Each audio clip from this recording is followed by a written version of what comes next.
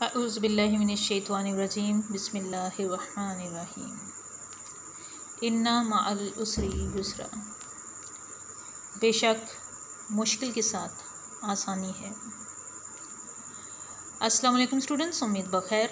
आज हम जमात नहम के उर्दू दरसी किताब के सबक नंबर 7 के सफ़ा नंबर 49 और 50 की तशरीह बमा ख़वानदगी मानी व मफ़ाहीम साक़ो सबाक के साथ करेंगे।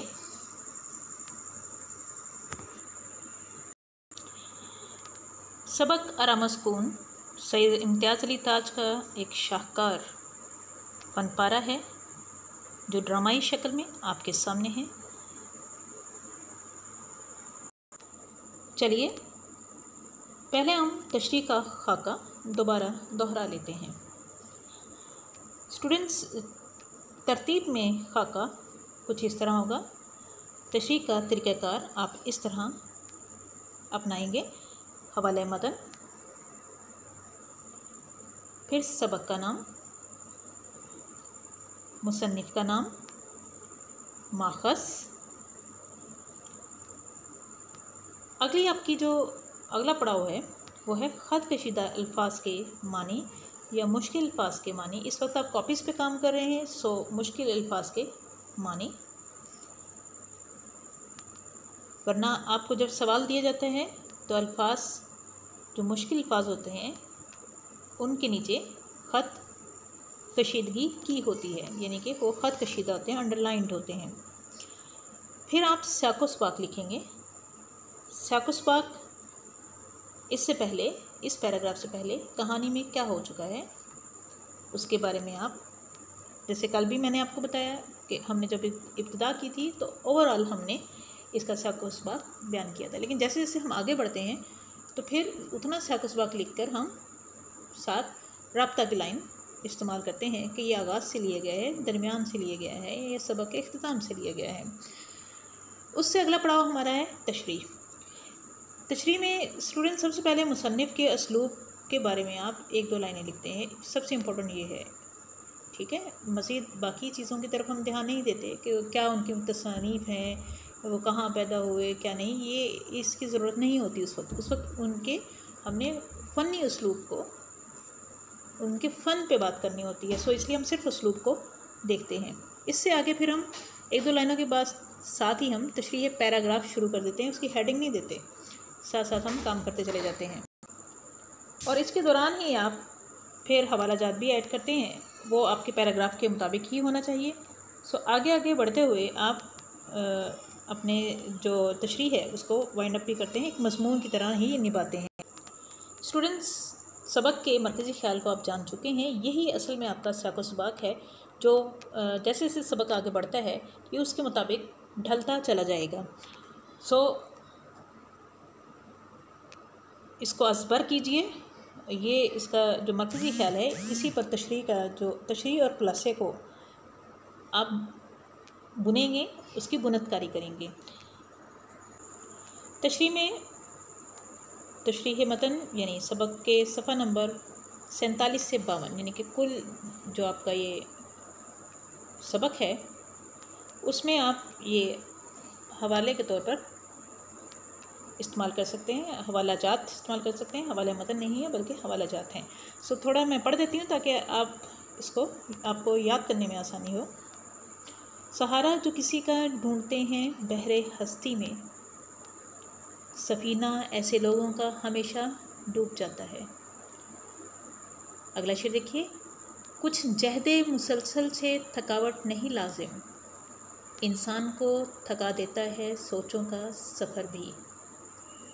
तीसरा शेर देखिए, आह ये अक्ल ज़िया अंदेश क्या चालाक है, और तासुर आदमी का किस कदर बेबाक है।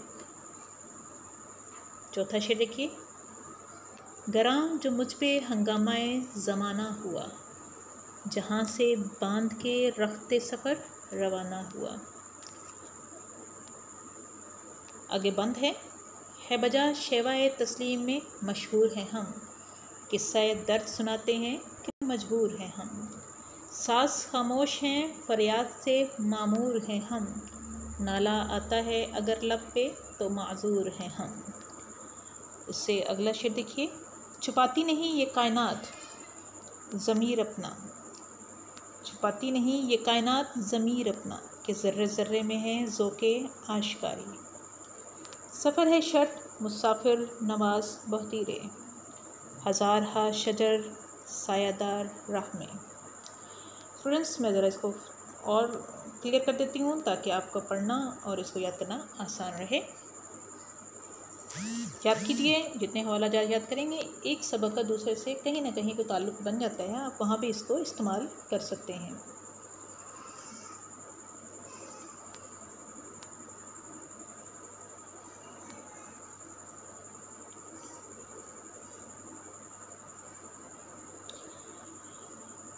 अपनी तरफ से भी अब तलाश कीजिए। आपको बताया है कि जिस पैराग्राफ का जो मौजू बन रहा होता है उसी पर आप हवाला जात तलाश किया करें। ये कोई मुश्किल काम नहीं है, आसान तरीका आपको बताया गया है। कोशिश करें, जो बातें कही जा रही हैं, हिदायत दी जा रही हैं, आपने उसको फोकस करना है।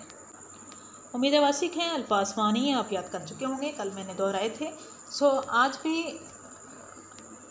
मैं सबक के साथ साथ मज़ीद अल्फाज के मानी बताऊँगी। आप लिखने से मुतालिका कलम अपने हाथ में रखिए, सफ़ा नंबर 47 खोलिए। सफ़ा नंबर 47 का सफ़ा नंबर 46 से ताल्लुक़ है। देखते हैं कि यहाँ तक साको सबाक क्या है। जी स्टूडेंट्स, साको सबाक क्या होगा? जी अंदाज़ा लगाइए, बताइए। चलें दोहरा लेते हैं, आप बिल्कुल सही कह रहे हैं। गौर से सुनिए, साको सबाक किसका होगा, कहाँ से? जी हाँ, सफ़ा नंबर 46 और 47 इसका साको सबाक होगा। अशफाक साहब एक कारोबारी आदमी थे, हर वक्त अपने दफ्तर में बैठे काम में मसरूफ़ रहते। सुबह 10 बजे दफ्तर चले जाते और शाम 7 बजे से पहले कभी घर वापस ना आते। इनकी बेगम ने इन्हें कई बार कहा भाई कि इतना ज़्यादा काम ना किया करें, लेकिन वो हमेशा ये कहकर टाल देते कि आजकल काम बहुत ज़ोरों पर है। कारोबार की परेशानियों और मुसलसल काम करते रहने के बाइस वो बीमार पड़ गए। बेगम साहिबा ने डॉक्टर को बुला भेजा। डॉक्टर साहिब ने अशफाक साहब का बड़ी तवज्जो और गौर से मुआयना किया है और बेगम को तसल्ली देते हुए कहा कि फ़िक्र करने की कोई ज़रूरत नहीं, सिर्फ थकावट की वजह से हल्का सा बुखार हो गया है, इन्हें दवा से ज़्यादा आराम की ज़रूरत है। बेगम साहिबा ने डॉक्टर साहब के मशवरे से इत्तेफाक करते हुए कहा, डॉक्टर साहब इनके कमरे में परिंदा पर नहीं मारेगा। डॉक्टर साहब तो दवा के बजाय चंद ग़िज़ाएँ इनके लिए तजवीज़ करके चले गए, लेकिन बेगम साहिबा ने अपनी हमाकतों का मुजाहरा शुरू कर दिया। अपने मियाँ से पूछने लगी कि अगर आपका बदन टूट रहा है तो दबा दूँ। मियाँ ने सोने की ख्वाहिश जाहिर की तो उन्होंने बुलाने की घंटी की तलाश शुरू कर दी। इसी दौरान में किसी ने ज़ोर ज़ोर से दरवाज़ा खटखटाना शुरू कर दिया। बेगम साहिबा ने कमरे ही से लल्लू को आवाज़ दी, दरवाज़े पर जाकर देखो कि कौन आया है। लल्लू ने बताया कि सक्का आया है। यहाँ तक हमने स्टूडेंट्स तशरीह कर ली थी। ये हमारे अगले सफ़ात का साको सबाक है। हम इस आगे बराबर लाइन लिखेंगे। तशरीह तलब पैराग्राफ इससे आगे है जो सबक के दरमियान से लिया गया है। स्टूडेंट्स, सफ़ा नंबर 48 की आखिरी लाइन पे ज़रा फोकस कीजिए। सफ़ा नंबर 48 खोलिए। जब लल्लू जवाब देता है कि सक्का है बीवी जी, तो बीवी क्या मुकालमा अदा करती है। देखिए, सक्का माश की पानी लाने वाला। घर में बहरे बसते हैं जो कमबख्त इस ज़ोर से कुंडी खटखटाता है। सक्का को नहीं है मालूम, इतने ज़ोर शोर से वो कुंडी खटखटा रहा है। कह रहे कमबख्त, बदनसीब, घर में गूंगे नहीं बस रहे, कान रखते हैं, सुनते हैं, उनकी हिस्से बसारत मौजूद है। अल्लाह हमारों को इतना भी ख्याल तो नहीं आता कि घर में कोई बीमार पड़ा है। अल्लाह हमारों को यानी कि कम बख्तों को, बदनसीबों को, कम नसीबों को इतनी भी तो फ़िक्र नहीं, इतना भी तो इल्तिज़ाम नहीं कि जिसके घर जा रहे हैं वहाँ हो सकता है कोई बीमार हो, कोई अलील हो, उसके मिजाज दुरुस्त ना हो, जो इनको लिहाज से दस्तक देना चाहिए। डॉक्टर ने ताकीद कर रखी है, डॉक्टर ने यानी तबीब ने ताकीद कर रखी है, तलकीन की है कि शोर गुल ना होने पाए, कि शोर गोगा ना हो, शोर शराबा ना हो, और इससे कहो यही वक्त है। और लल्लू से मुखातिब हैं और लल्लू से कह रही हैं कि इससे कहो कि तुम्हें यही वक्त मिला है, पानी इस वक्त लाने का ये कोई दुरुस्त वक्त है? अच्छी खासी दोपहर होने को आ गई है, दिन का देखो कौन सा पहर आ गया है, दूसरा पहर है, और जबकि पानी की ज़रूरत सुबह निकलते ही, सुबह उठते ही रोज़मर्रा के इस्तेमाल में पढ़ना शुरू हो जाती है, वो आधे दिन गुजरे पे आ रहा है। कल से इतनी देर में आया तो नौकरी से अलग कर दूंगी। सो लल्लू को वो ख़ास तौर पे मुसलसल मुखातिब हैं और कह रही हैं कि भाई जाके कह दो सक्का से कि कल से इसी तरह देर से आए तो मैं नौकरी से, उसकी मुलाजमत से ही अलग कर दूंगी, यानी कि जो वो खिदमत अंजाम देता है पानी लाने की, वो उससे छीन ली जाएगी और किसी और को ये खिदमत दे दी जाएगी। मैं नामुराद को 20 मरतबा कहला चुकी हूँ कि सुबह सवेरे हो जाया करे, कान पर जूं नहीं रेंगती। फिर बीवी कहती है, बेगम कहती है कि मैं नामुराद को, यानी कि नामुराद जो जिसकी कोई मुराद पूरी ना हो, कोई ख्वाहिश पूरी ना हो, कम नसीब बदनसीब, 20 मरतबा यानी कि कई दफ़ा कह चुकी हूँ, कहलवा चुकी हूँ, कहला चुकी हूँ, यानी कि मुलाजिम के हाथों कह चुकी हूँ, बजाय इसके कि वो ख़ुद मुखातिब हों, वो नौकर के ज़रिए से मुखातिब हैं, उसके ज़रिए से कहलवा चुकी हैं कि इतने दिन के गुज़रे हुए मत आया करो, बल्कि सुबह सवेरे आ जाया करो, पानी दे जाया करो, लेकिन कान पर जूं नहीं दिखती, ये मुहावरा है, यानी कि उस पर कतन कोई असर नहीं होता। अब इतने बड़े लेक्चर के बाद मियाँ बोल ही पड़ते हैं, अरे भाई अब बख्शो इसे, अरे बेगम साहिबा अब इसको माफ़ कर दो, यानी कि कहने का मकसद था अब इस मौजू पर गुफ्तगू मत करो, और जो मेरे ख़्याल की वजह से तुम उसको लेक्चर दे रही हो, एक तकरीर झाड़ रही हो, तो वो एहसास तो करो, तुम ही खामोश हो जाओ, अगर उसने जो शोर किया सो ख़त्म करो ये मामला। बीवी बख्शूं कैसे, ज़रा तुरहा दो तो ये लोग सर पर सवार हो जाते हैं। तुरहा दो यानी कि ढील दो, अगर ज़रा सी इनको ढील दे दो तो ये लोग ऐसे हैं कि सर पर सवार हो जाते हैं, सर पर ही चढ़ जाते हैं, नाज नखरे वाले हो जाते हैं, और ज़्यादा बेरब्तगी का शिकार हो जाते हैं और तंग करते हैं। सो जब कोई गलती करे उस वक्त टोकना लाजिम है। मियाँ कराहता है। सो बीवी क्यों, ज़्यादा दर्द हो महसूस हो रहा है? बीवी फिर मुखातिब होती है, तुम ज़्यादा तकलीफ़ है मियाँ? बीवी लल्लू से कहूँ आकर दबा दे, कि पहले खुद दबाने के लिए तैयार थी, सो वो सारा मामला बातों की नज़र हो गया, चीखने चिल्लाने की नज़र हो गया। सो कहते हैं ना, जो गरजते हैं वो बरसते नहीं, वो वाला मामला यहाँ पे भी हो रहा है कि लल्लू को उससे कहती हूँ आकर जिस्म तुम्हारा दाब दे। मियाँ फिर दोबारा जैसे उसको हाँ की थी अब भी हाँ कर रहे, दर्द से उसका बुरा हाल है। बीवी ये देखो यहाँ अंगीठी पर रखी है, आप बताइए आपसे आप आ गई यहाँ, पाँव थे इसके, ये सब हरकतें इस लल्लू की हैं। कमबख्त ने कसम खा रखी है कि कभी कोई चीज़ ठिकाने पर न रहने देगा। अल्लाह जाने ये नामुराद मेरी चीज़ों को हाथ लगाता क्यों है। लल्लू, अरे लल्लू। बीवी फिर मुखातिब होती है, उसको घंटी नज़र आ जाती है, वही बुलाने की घंटी, पैगाम देने के लिए इस्तेमाल होने वाली घंटी कहाँ पड़ी है उसको नज़र आती है, अंगीठी पर रखी हुई है। अंगीठी यानी शेल्फ पर पड़ी है। और फिर वो वही इतराज़ करती है, वही ताने मैंने, वही ज़िद होने वाले मामलात कि ये अब जो घंटी है वो आप तो नहीं यहाँ आ गई, इसके कोई पाँव तो नहीं है जो चली चलकर यहाँ पर आकर बैठ गई है। ये सब हरकतें, ये तमाम शरारतें, ये तमाम तरह के उल्टे सीधे काम इस लल्लू के ही हैं। कमबख्त ने, बदनसीब ने कसम खा रखी है कि मेरी कोई चीज़ जगह पर नहीं रहने देगा, हर चीज़ के पीछे मैं परेशान होती फिरूँगी और ढूंढती फिरूँगी।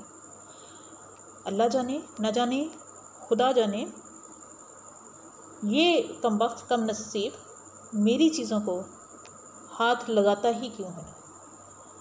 जो चीज़ जहाँ पड़ी है उसको रहने दे, लेकिन मेरी चीज़ों के पीछे पड़ा हुआ है। मजाल है कोई चीज़ मुझे अपने ठिकाने पर मिल जाए, अपनी जगह पर मिल जाए, मुझे मेरी ज़िंदगी में कुछ आसानी हो, लेकिन मुझे सारा दिन उलझाए रखता है। फिर वो उससे मुखातिब होती, उसको आवाज़ देती, फिर वो चीख चहाट शुरू हो जाती है। क्या लल्लू, अरे लल्लू सुनते हो? फिर मियाँ बोलते हैं, अरे भाई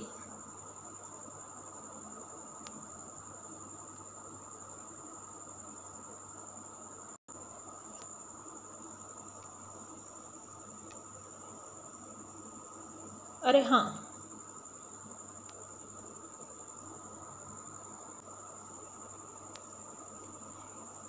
क्यों नाहक गुल मचा रही हो, क्यों बगैर वजह के तुम शोर कर रही हो। घंटी रात मैंने खुद मेज़ पर से उठाकर अंगीठी पर रख दी थी, शेल्फ पर रख दी थी, रात को मैंने ही उठा कर रखी थी। सो ये इसमें लल्लू का कसूर नहीं है, हर कसूर लल्लू का नहीं है। सो तुम आने बहाने जो है वो लेक्चर झाड़ देती हो, गुस्सा करती हो। फिर वो बेचारा कराहता है, दर्द की आवाज़ बुलंद होती है, बीवी तुमने एहे वो क्यों, ये तुमने काम किया था, हाय हाय क्यों, तुमने ऐसा क्यों किया, तुमने ये घंटे क्यों उठा कर रख दी। मियाँ जवाब देता है, नन्ना बार बार बजाया जा रहा था, मेरा दम उलझने लगा था। फिर वो बेचारा कराहता है। मियाँ जवाब देते हैं कि नन्ना यानी छोटा बच्चा जो है वो इसको बार बार बजा रहा था, बच्चों के खेल की तरह उसको एक खिलौना लग रहा था। सो उसको वो खुशी महसूस हो रही थी उसको बजाते हुए। सो उसको बजाया जा रहा था और ये आवाज़ों का अज़्दहाम सुनकर मेरा दिल घबराने लगा। लल्लू उस वक्त पहुंच जाता है और आकर कहता है, मुझे बुलाया है बीवी जी, क्या आपने मुझे बुलाया था बीवी? कमबख्त इतनी देर से आवाज़ें दे रही हूँ, कहाँ मर गया था? अरे बदनसीब, तुम्हें मैं बहुत देर से बुला रही थी, इतनी आवाज़ें दी और तुम्हें सुनाई नहीं देता था। कहाँ मर गए थे, कहाँ मर गए थे? जो तुम्हारी तमाम तर हिस्सियात जवाब दे की थी, तुम्हारे कान काम करना बंद कर गए थे। लल्लू जवाब देता है, गोदाम से रीठे ढूंढ रहा था। गोदाम स्टूडेंट्स, गोडाउन यानी स्टोर, जहाँ घर के वो चीज़ें रखी जाती हैं जो आम रोज़मर्रा के कमरों में जिनका इस्तेमाल नहीं होता। सो वो कहता है, मैं गोदाम से रीठे ढूंढ रहा था। बीवी,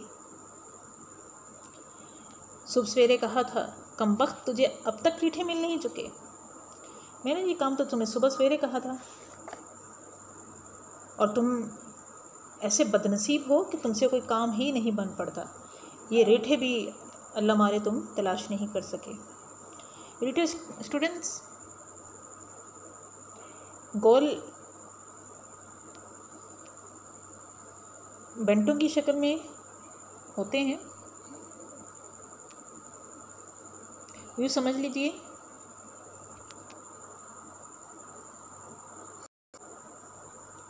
बेर की साख्त के होते हैं, उतनी की इसकी हैत होती है, लेकिन ये अक्सर जो है वो ग़िज़ाओं में, अद्वियात वगैरह में इस्तेमाल होते हैं। और पुराने ज़माने में लोग इसको भिगोकर ख़ास तौर पर बालों को धोने के लिए इस्तेमाल करते थे ताकि बाल वगैरह लंबे हों। सो कई मकासद हो सकते हैं इसके। लेकिन रीठे की मैंने कुछ आपको बता दी कि रीठा क्या होता है। आगे देखिए, लल्लू आगे से क्या तड़ाक से जवाब देता है, जी मोहलत भी मिले, इधर गोदाम में जाता हूँ, उधर कोई बुला लेता है।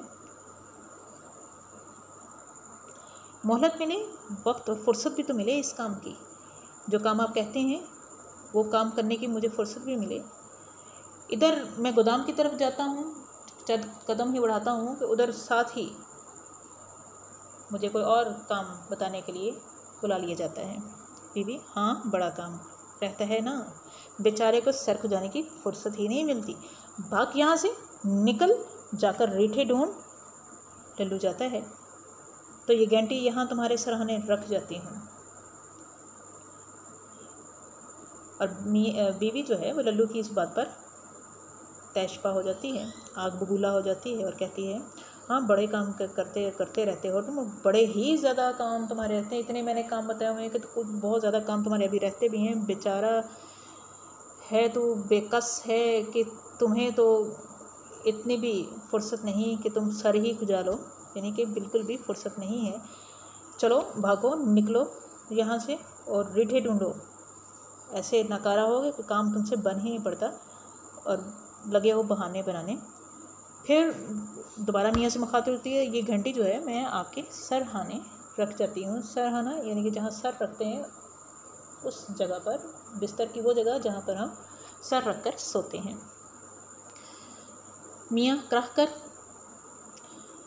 क्वाड बंद करती जाना। मियाँ कराहता है और कराह कर कहता है कि भाई जा ही रही हो, एहसान मेरे सर पर कर ही रही हो तो भाई ये दरवाज़ा भी बंद कर देना ताकि बाहर से भी कोई आवाज़ ना आ सके। बीवी, पीछे अकेले में जी तो ना घबराएगा तुम्हारा। देखिए कैफियत क्या है कि उसको आराम की ज़रूरत है। और फिर बीवी मुड़कर कहती है कि तुम्हें इस बंद कमरे में जब दरवाज़ा भी बंद करवा दोगे तो तुम्हारा जी तो नहीं घबराएगा, परेशान तो नहीं हो जाओगे, ऊब तो नहीं जाओगे कि अकेले हो तन्हा हो। मियाँ तंग आकर, नहीं बाबा नहीं, कि नहीं जाओ खुदा के वास्ते, ऐसा कुछ नहीं होगा।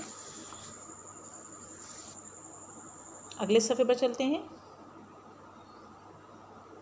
सफ़ा नंबर 48। अरे हाँ, कौन कहता है? बीवी, अरे हाँ ये तो मैंने देखा ही नहीं।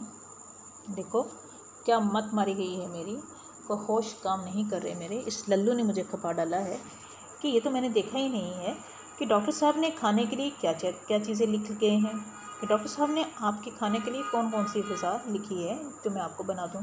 कहाँ गया इनका लिखा हुआ कागज़, पता नहीं कहाँ खो गया है जो वो कागज़, वो वर्क, वो सफ़ा जिसके ऊपर उन्होंने आपके लिए ग़िज़ा लिखी थी। ए लो, ये नीचे पड़ा हुआ है, अभी कहीं कूड़े में चला जाता तो। माल्टेड मिल्क, नारंगी का रस, साबूदाने की खीर, क्या तैयार करा दूँ इस वक्त के लिए? फिर वो पढ़ती है, डॉक्टर ने जो रिकमेंड किए हैं उनके लिए वो क्या है? माल्टेड मिल्क, नारंगी का रस जूस जिसे आप कहते हैं,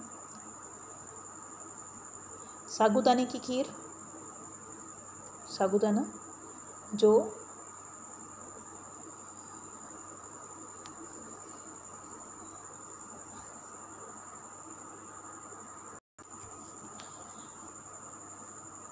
सूजी से ज़रा बड़ा होता है स्टूडेंट्स, और कुदरती है, जिस तरह सूजी कुदरती है लेकिन मुकव्वी है, और मरीज़ के लिए ख़ास तौर पर, क्योंकि ये सकील ग़िज़ा नहीं होती, नरम ग़िज़ा होती है और मुकव्वी होती है, इसलिए ख़ास तौर पर डॉक्टर ने साबूदाने की खीर भी लिखी।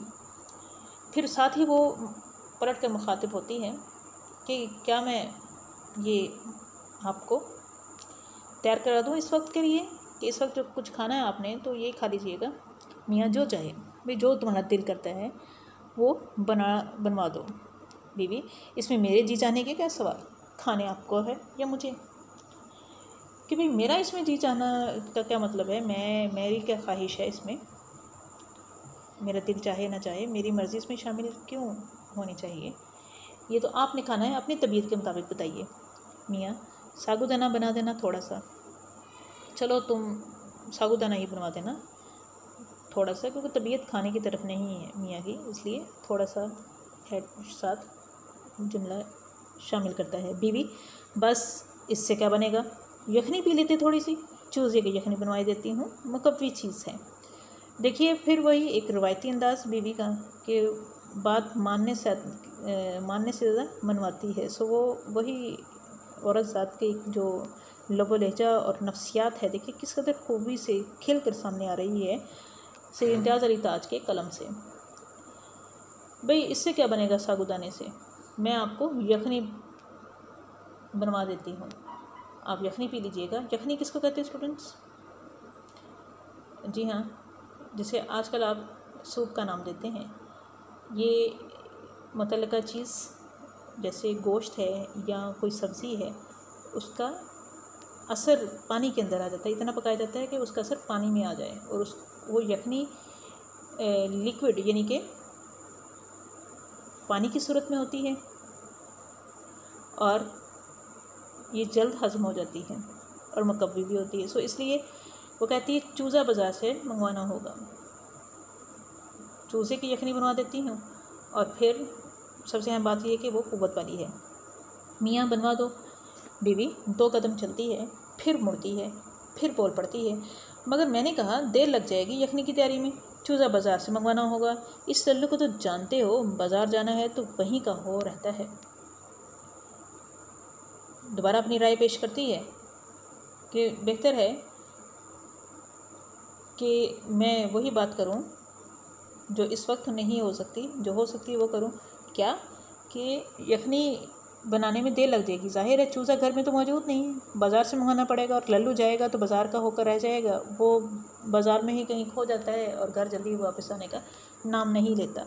मियाँ बीवी तो फिर यूँ करती हूँ, सहन में बच्चा पट पट गाड़ी चलाने लगता है इतनी देर में। आगे फिर मुखातिब होती, फिर ऐसे करती हूँ, एक खाना एक ग़िज़ा और सादी सी बात, वो भी जो बीवी है उसको आवाज़ों का अज़्दहाम बना देती है, एक उलझन बना लेती है। वो उलझनें, वो परेशानियाँ जो मियाँ दफ्तर छोड़ के आता है, वो घर में उससे ज़्यादा बढ़कर सामने आती हैं। सो ग़िज़ा पकाना और खाना भी उसके लिए एक उलझन बन गया। इतनी देर में एक नई क़यामत का इजाफ़ा होता है। वो क्या है कि बच्चा सहन में पट पट गाड़ी चलाने लगता है, यानी कि पट पट गाड़ी चलाने की आवाज़ को ज़ाहिर करने के लिए यहाँ लफ्ज़ इस्तेमाल किया गया है, इसमें सौत है। मियाँ अरे भाई अब ये क्या खटपट शुरू हो गई, अब ये क्या शोर शुरू हो गया। बीवी नन्ना है आपका, ईद के रोज़ मेले में से ये खिलौना गाड़ी ले आया था, न इस कमबख्त का दिल इससे भरता है, न वो कमबख्त टूटती है। अरे मैंने कहा नन्ने, नहीं मानेगा नामुराद, छोड़ इस पट को, जब देखो लिए लिए फिर रहा है। साहबजादे का दिल किसी तरह पुर होने ही में नहीं आता, चूल्हे में जोंक दूँगी इस कमबख्त को, इतना ख्याल भी नहीं आता अब्बा बीमार पड़े हैं, शोरगुल इससे इनकी तबीयत घबराती है। सो इंट्रोडक्शन पेश किया जा रहा है, तारुफ पेश किया जा रहा है किसका, नन्हे का, कि ये गाड़ी जिसके पास है वो आपके बेटे के पास है, नन्हे के पास है, छोटे बच्चे के पास है। ईद के दिन मेले में से ये ऐसी गाड़ी ले आया था, खिलौने की सूरत में, खेलने वाली गाड़ी के अब इस गाड़ी से इस नामुराद का दिल नहीं उबता, शौक़ ही नहीं पूरा होता, ना वो कमबख्त यानी कि वो गाड़ी टूटती है, ना हमारी जान छोड़ती है। फिर वो नन्हे को आवाज़ देती है, इसको छोड़ दे, इससे खेलना बंद कर दे नामुराद बदनसीब, छोड़ इस अपनी गाड़ी को, पटपट को, यानी कि गाड़ी को, इस शोर शराबे को ख़त्म करो। जब भी देखो तुम इसको लिए फिरते हो, साहिबजादे का दिल यानी कि बेटे का दिल है, नवाब साहब का दिल है कि किसी तरह इस शौक़ को पूरा कर ही नहीं पाता, ये शौक़ उसका ख़त्म हो ही नहीं पाता, दिल ही नहीं पड़ता। अब उठाऊंगी इसको और चूल्हे में झोंक दूंगी, चूल्हे में डाल दूंगी, जलाकर राख कर दूंगी इस तुम्हारी नामुराद गाड़ी को। इतना तुम्हें एहसास नहीं है कि तुम्हारे अब्बा बीमार पड़े हैं, अलील हैं, और उनको शोर होगा, शोरगुल से इनकी जो तबीयत है वो घबराती है। मियाँ कराता है। बीवी कम नहीं हुआ दर्द? आपका दर्द ख़त्म नहीं हुआ मियाँ? नहीं। बीवी तो मैं क्या कह रही थी, खाने का पूछ रही थी। मैं क्या कह रही थी? फिर हवाई बातों में वो शुरू हो जाती। हाँ खाने का पूछ रही थी। फिर नन्हे की पटपट की आवाज़, फिर वही, नहीं मानेगा ना मुराद, ठहर जा तू। गुस्से में जाती है। मियाँ कराहता है। दूर से बीवी की आवाज़ आ रही है। आवाज़ों का आपस में जो एक अज़्दहाम बनता है और मुकाबला चलता है, कभी बीवी का जो मुकालमा है किसी के साथ, कभी किसी के साथ, तो ये सब जो है वो हमारे घर की आवाज़ें, शोर शराबा है। छोड़ अपनी ये पटपट, बच्चा रोने लगता है। चुप ना मुराद, इतना ख्याल नहीं, अब्बा बीमार पड़े हैं। डॉक्टर ने कहा है शोरगुल ना हो, इन्हें तकलीफ़ होगी। चुप, खबरदार, जो आवाज़ निकाली गला घोंट डालूंगी। बच्चा रोना बंद करने की नाकाम कोशिश करता है। कम वक्त का जो खेल है ऐसा ही बेढंगा है। चल इधर, नहीं चुप होगा तू, खींचती हुई ले जाती है। मियाँ इस हंगामे से जिच होकर कराहे जा रहा है। बीवी की आवाज़ गायब होते ही कमरे में झाड़ू फिरने की आवाज़ आने लगती है। तो ये आखिरी पैराग्राफ है आपके सफ़ा नंबर 50 का। स्टूडेंट्स बोर्ड से इसको पढ़ते चले जाइए।